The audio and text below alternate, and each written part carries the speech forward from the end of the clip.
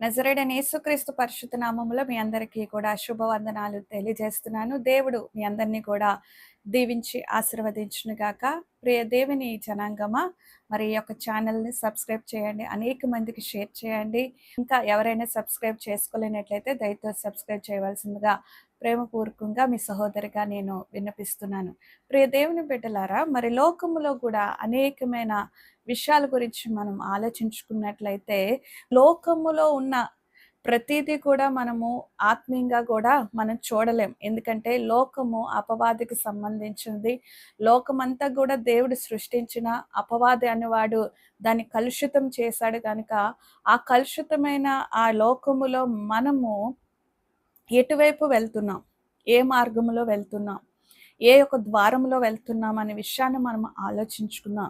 మరి ప్రసంగి 11:9లో మనం చూసుకున్నట్లయితే, మన హృదయ మార్గాలంట మన కన్నులకి ఏదైతే ఇంపుగా ఉంటుందో, మన కన్నుకి ఏదైతే మరి ఆనందాన్ని కలిగిస్తుందో, అటువైపు ప్రయాణించడానికి మనం హృదయం అనేది కూడా ప్రేరేపింపబడుతుంది.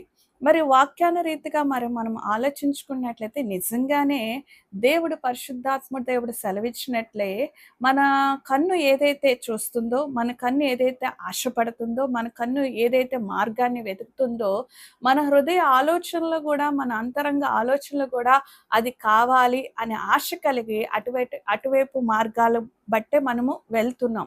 అందుకనే దేవుడు చక్కని మాటలు సెలవిచ్చాడు. ఏంటంటే మత్తయి సువార్త 7వ అధ్యాయము 13వ వచనం, 14వ వచనం మనం చూసుకున్నట్లయితే యేసు ప్రభు అక్కడ కొండ మీద ప్రసంగంలో చాలా చక్కగా మాట్లాడారు. రెండే రెండు ద్వారాల గురించి ఆయన మాట్లాడుతున్నాడు.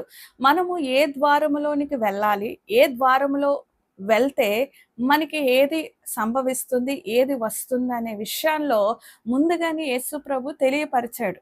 నిజమే కదా! మన కన్నుకు ఏదైతే ఇంపుగా కనిపిస్తుందో, మన కన్ను ఏదైతే అక్కడికెళ్ళాలని ఆశపడి ఎప్పుడైతే హృదయమో అనే కనెక్షన్ ఎప్పుడైతే పొందుకుంటామో, నిజంగానే ప్రియ దేవుని బిడ్డలారా, మనం ఒక్క నిమిషం ఆలోచించుకున్నట్లయితే అక్కడికే వెళ్ళాలి, అదే కావాలి, అక్కడ ఉండాలి అనని అనిపిస్తుంది. కానీ ఇరుకు మార్గము, విశాల మార్గం అనేది 2 మార్గాల గురించి యేసు ప్రభు చెప్పాడు. విశాలమైన మార్గము మనల్ని నాశనానికి నడిపిస్తుంది. ఇరుకు మార్గం అనేది మనకి నిత్య జీవానికి నడిపిస్తుంది అనే విషయాన్ని యేసు ప్రభు అక్కడ నిజంగానే అక్కడ సెలవిచ్చాడు. నిజమే కదా! ఇరుకు మార్గంలో ప్రయాణించడానికి ఏ వ్యక్తి కూడా ఇష్టపడ్డు. ఏ వ్యక్తి కూడా ఆలోచించడు. ఎందుకంటే ఇరుకున నేనెందుకు వెళ్ళాలి? ఎందుకు శ్రమ పడాలి? ఎందుకు ఆ యొక్క ద్వారంలో నేను లేనప్పుడు నేనెందుకు వెళ్ళాలి? అని ఇరుకు మార్గాన్ని ఎంచుకోరు. ఇక్కడ విశాలమైన మార్గం ఉంది. గేట్ ఓపెన్ అయ్యి ఉంది. చాలా పెద్ద గేట్ ఉంది. ఈ మార్గంలో మనం వెళ్ళినప్పుడు అక్కడ మంచి మంచి కలర్‌ఫుల్‌గా నాకు కనిపిస్తుంది. లోకమంతా కూడా కనిపిస్తుంది. ఏది కావాలో అది నేను పొందుకోవాలి, ఎంజాయ్ చేయాలి. ఎందుకంటే ఈ లోకంలో కొంతకాలమే బతుకుతాం. ఆ కొంతకాలంలో మనం తిరగాలి, ఎంజాయ్‌గా ఉండాలని ఆశపడుతుంటది. మన కన్ను ఏదైతే ఆశపడుతుందో, మన యొక్క హృదయము మార్గము అటువైపు ప్రయాణించుకుంటూ వెళ్ళిపోతుంది. కానీ ఆ యొక్క లోకములో మనం వెళ్ళినప్పుడు, ఆ లోకములో మనం ప్రయాణించినప్పుడు మనం ఒకటి గుర్తుపెట్టుకోవాలి. అది నాశనానికి నడిపిస్తుంది. పరిశుద్ధ గ్రంథము క్లియర్‌గా చెప్తుంది. అది నాశనానికి నడిపిస్తుంది. నాశనానికెళ్ళే మార్గంలో మనం వెళ్తున్నాం కాబట్టి, అది ఎప్పుడు కూడా నరకానికే తీసుకొని వెళ్తది. ఎందుకంటే, ఆ ఎంజాయ్‌మెంట్‌లో సుఖాన్నిస్తుంది. శరీరానికి సుఖాన్నిస్తుంది. శరీరానికి ఆనందాన్నిస్తుంది గానీ, మన ఆత్మ కూడా పతనమవుతూ వస్తుంది. మన శరీరం ఎప్పుడైతే సుఖిస్తుందో, మన శరీరం ఎప్పుడైతే ఆనందపడుతుందో, మన శరీరం ఎప్పుడైతే సుఖభోగాలకి ఆశపడుతుందో, మన ఆత్మీయ స్థితి ఆత్మ కూడా క్షీణించిపోతుంది. క్షీణించి మన ఆత్మ అభివృద్ధి అనేది కలగకుండా నాశనమయ్యి నిత్య నరకానికి వెళ్ళిపోతుంది. అందుకని ప్రియ దేవుని బిడ్డలారా, నీవు తీసుకున్న నిర్ణయము, నీవు తీసుకున్న ఆ యొక్క మార్గములో మనం ప్రయాణించినప్పుడు నువ్వు సరైన నిర్ణయం తీసుకొని ప్రయాణించాలి. ఎందుకు ప్రయాణించాలంటే, నీ ప్రభువు నీ కొరకు ప్రాణం పెట్టాడు. ఆ ప్రాణాన్ని ఆయన నీకోసం ధారపోసాడు. రక్తాన్ని నీకోసం ప్రాణం పెట్టి ఆయన గేటు అనేది ఇరుకు మార్గంలోనే పెట్టాడు గానీ, అందులోకి వెళ్ళినప్పుడు చూడు, నీ పరలోకము మహిమ పరలోకంగా ఉంటుంది. నీ యొక్క నివసించే ఆ స్థలము మరి ఎంతో సంతోషం కలుగజేస్తుంది. ఎంతో ఆనందాన్ని కలుగజేస్తుంది. విశ్రాంతి అనేది దేవుడు నీకిస్తాడు. ఆకలుండదు, దప్పికుండదు, ఎండుండదు, ఏది ఉండదు. నీ గొర్రెపిల్ల నీ కొరకు ప్రాణం పెట్టిన ఆయన వెలుగు రకంగా నిన్ను ఆదుకొని, నిన్ను హత్తుకొని, నిన్ను ప్రేమించి, నిన్ను ముదిమి వచ్చే వరకు ఇక్కడ లోకంలో మనల్ని ఎత్తుకొని, పట్టుకొని వెళ్ళినా, నీకు నిత్య జీవం ఇచ్చినా సరే, ఆయనతో సదాకాలము కూడా యుగయుగాలు కూడా మీరు జీవిస్తారు. ఇది ఇరుకు మార్గంలో ఉన్న బెనిఫిట్. ఎందుకంటే రక్షణ ఇరుకుగానే ఉంటుంది. మారు మనసు రోజు రోజుకి, దినదినముకు కూడా అది పరివర్తింపబడినప్పుడు మనకి కష్టంగానే ఉంటుంది. ఎందుకంటే ఒకేసారి మనిషి మారడం అనేది జరగదు. ఒకే అలవాటును వెంటనే మానుకోలేరు. రక్షణ నిమిషంలోనొస్తుంది గానీ, మారు మనసు కూడా మనం బ్రతుకు ఉన్నంత కాలం ఈ లోకంలో రోజు రోజుకి, దినము దినముకి, క్షణ క్షణానికి కూడా మన ఆత్మ మార్పు చెందుతూ వస్తుంది. ఎందుకంటే నువ్వు పరిపూర్ణముగా, పరిశుద్ధంగా నువ్వు ప్రభు సన్నిధికి వెళ్ళాలి. పరలోక రాజ్యము, పరలోక పట్టణము, అక్కడ నివసించే సింహాసనం మీద ఆసీనుడు అయినవాడు పరిశుద్ధుడై ఉన్నాడు. పరిపూర్ణమైన ఉన్నాడు.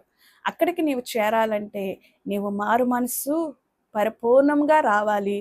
పరిశుద్ధతలోనికి రావాలి. అప్పుడు నీవు పరలోకానికి వెళ్తావు. అందుకనే ప్రియ దేవుని బిడ్డ ఆలోచించు. రెండు మార్గాలు ఉన్నాయి మన ముందు. ఏ మార్గం కావాలో మనం ఎంచుకోవాలి. ఒక డిసైడ్మెంట్ రావాలి. ఇరుకు మార్గం అని మనము నెగ్లెక్ట్ చేయకూడదు. ఇరుకు మార్గం అని తృణీకరించకూడదు. ఇరుకు మార్గములో నేను ప్రయాణించను, నాకు సౌఖ్యాలు కావాలి, భోగాలు కావాలనుకుంటే ఇదిగో నీ జీవితము శరీరముతో పాటు నరకాన్ని అనుభవిస్తావు. నీ ఆత్మ కూడా నిత్య నరకములోనికి యుగయుగాలు కూడా అపవాదితో వెళ్ళిపోయే అవకాశం ఉంది. ఇదే అనుకూల సమయము, ఇదే రక్షణ దినము. ఆయన ఆహ్వానిస్తున్నాడు. ఆయన 2 చేతులు చాపి ప్రియ బిడ్డలారా నా యొద్దకు రండని మరి ఆయన పిలుస్తున్నాడు. ఒక తండ్రిగా, పరలోకపు తండ్రిగా ఆయన ఆహ్వానిస్తున్నాడు. ఆయన గురించి, ఆయన ప్రేమను అంగీకరించి మీ పాపాలు ఆయన సన్నిధానంలో ఒప్పుకొని, అది ఇరుకు మార్గము, రక్షణ పొందండి. అది ఇరుకు మార్గము, మారు మనసు పొందండి. మీ పాప జీవితాన్ని విడిచిపెట్టండి. మీ యొక్క రక్షణ అనేది కూడా కొనసాగించండి. కొనసాగించినప్పుడు మారు మనసు అనేది పరిశుద్ధతలోనికి నడిపిస్తుంది కనుక, కాబట్టి ఒక్కసారి మీరు ఆలోచించుకోండి. ఈ లోకములో ప్రతీది కూడా మనకి అట్రాక్షన్‌గానే కనిపిస్తుంది. ప్రతీది కూడా మనకి కావాలనిపిస్తుంది. అది మనం అనుభవించాలనిపిస్తుంది. అది మనలో అక్కడికి వెళ్తే బావుంటుంది అనేది కోరిక అనేది మనకి కలుగుతుంది. కానీ అది ఎంతవరకు నీకు క్షేమకరము? అది ఎంతవరకు మీ ఆత్మకు క్షేమం కలుగజేస్తుంది? అది ఎంతవరకు మీరు ఆత్మలో పరిపూర్ణత, పరిశుద్ధతలోనికి మీకు నడిపిస్తుందో ఒక్కసారి ఆలోచించుకోండి దేవుని జనాంగమా.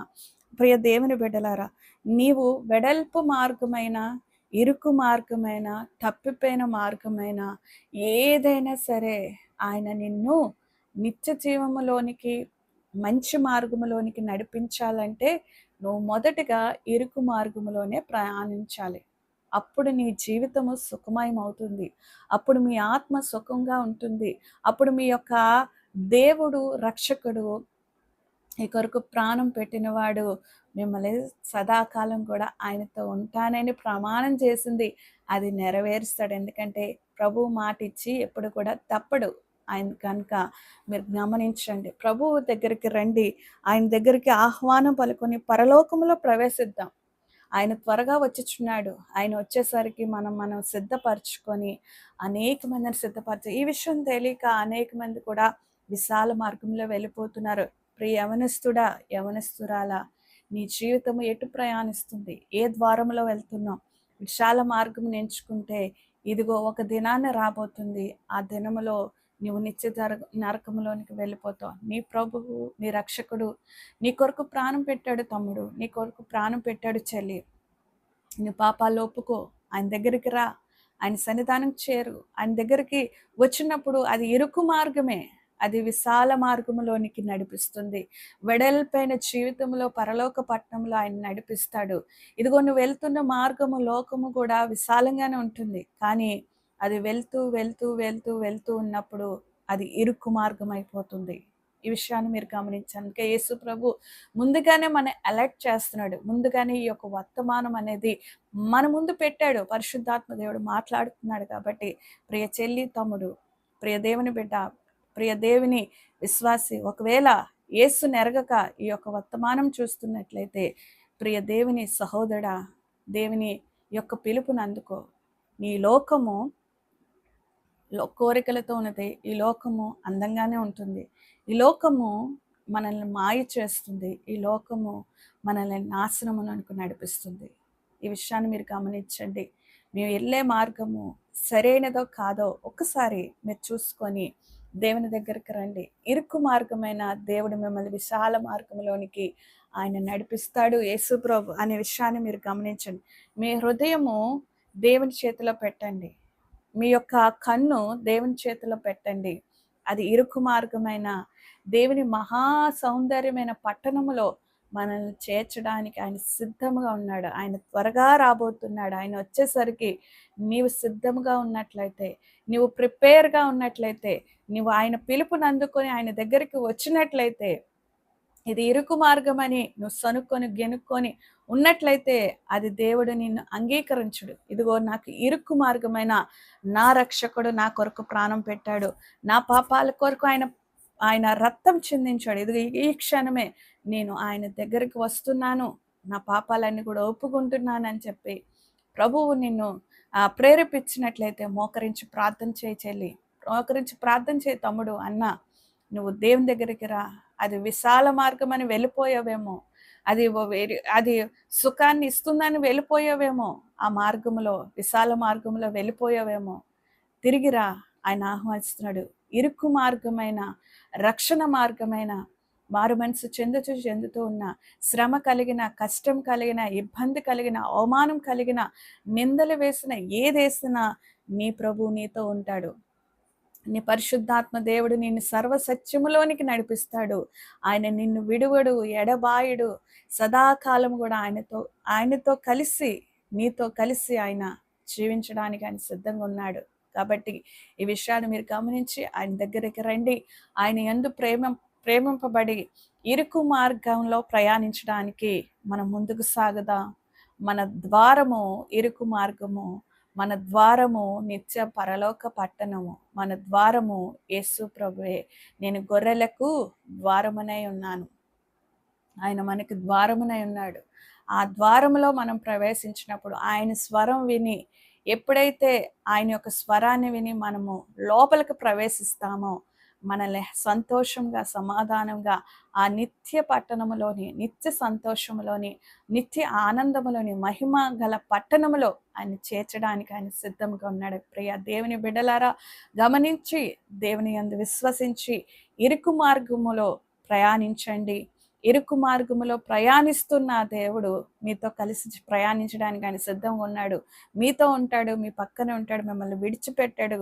అపవాద క్రియలన్నీ కూడా ఆయన నాశనం చేస్తాడు. ఆయన దూతలు కూడా మీకు కాపుదలు అనుగ్రహిస్తాడు. విశాలం. మరి యేసు ప్రభు పలికిన రెండు మార్గాల్లో ఏ మార్గంలో నువ్వు వెళ్తున్నావో, ఏ మార్గాన్ని ఎంచుకుంటున్నావో, ఇప్పుడే ఈ క్షణమే ఈ ఒక్క వర్తమానం చూస్తున్నప్పుడు నువ్వు ఎన్నుకొని దేవుని యొద్దకు సరైన నిర్ణయం తీసుకొని యేసు యొద్దకు రా. యేసు నిన్ను దీవిస్తాడు, క్షమిస్తాడు, ప్రేమిస్తాడు, నిత్య జీవానికి నడిపిస్తాడు. ఆయన నిన్ను ఆ యొక్క ఇరుకు మార్గంలో నీకు తోడుగా ఉండి నడిపించును గాక. ఆమేన్.